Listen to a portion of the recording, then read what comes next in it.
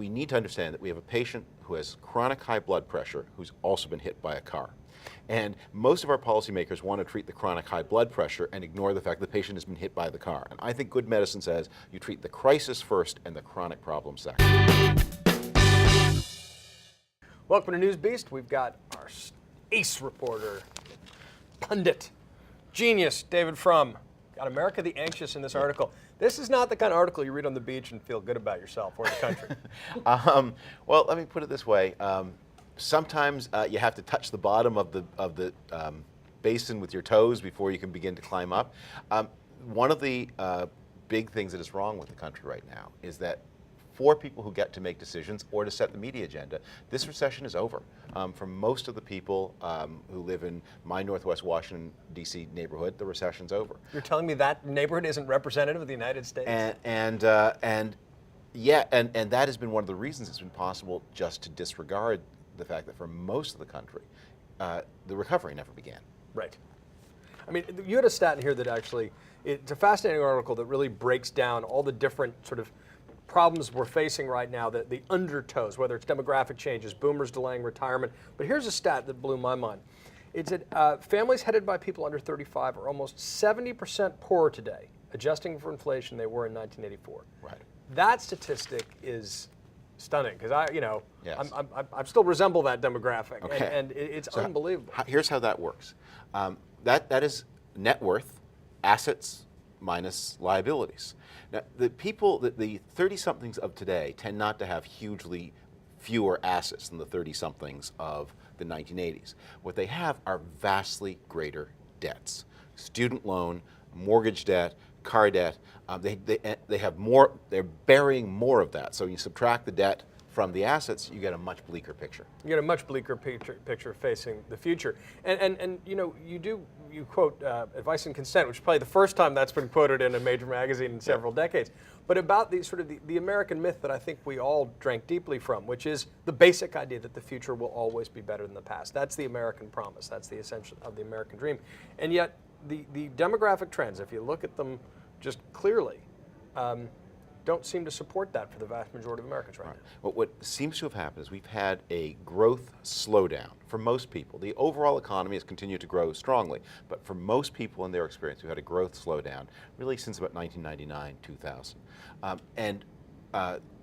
That ought to have constrained some of the consumption of some of the older people in society, but they have continued to take.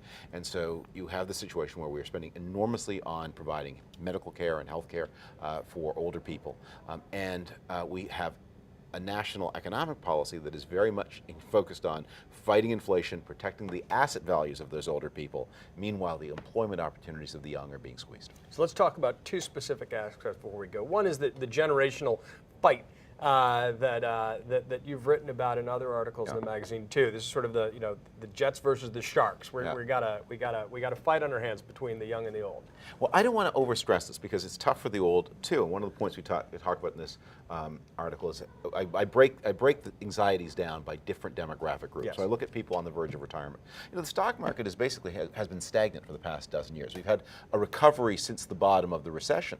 But if you put money into the market, if you bought Dow 36,000 and believed it and bought it 13,000 back in 2000, you're in about the same place today. And you have to worry about your ability to retire. We are seeing rises in the retirement age. We are seeing rises in people's intentions about when they're to retire.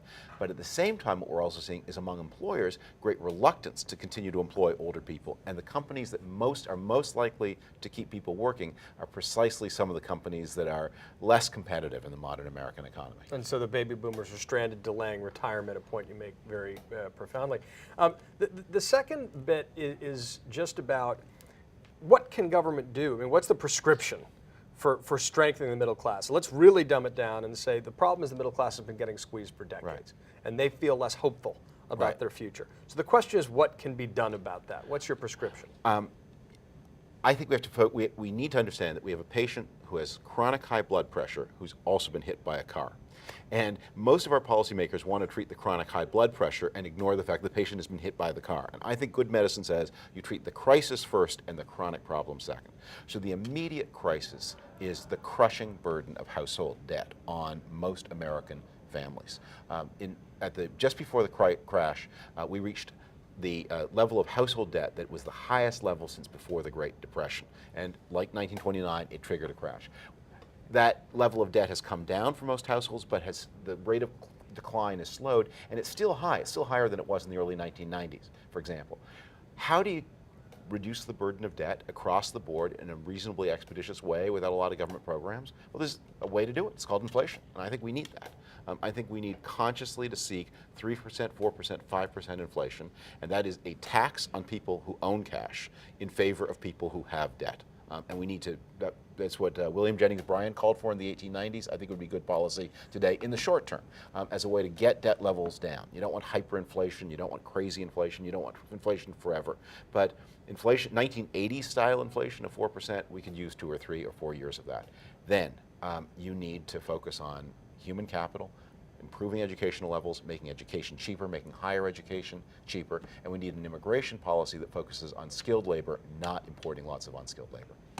David Frum quoting William Jennings Bryan. America the Anxious, great article. Good to see you.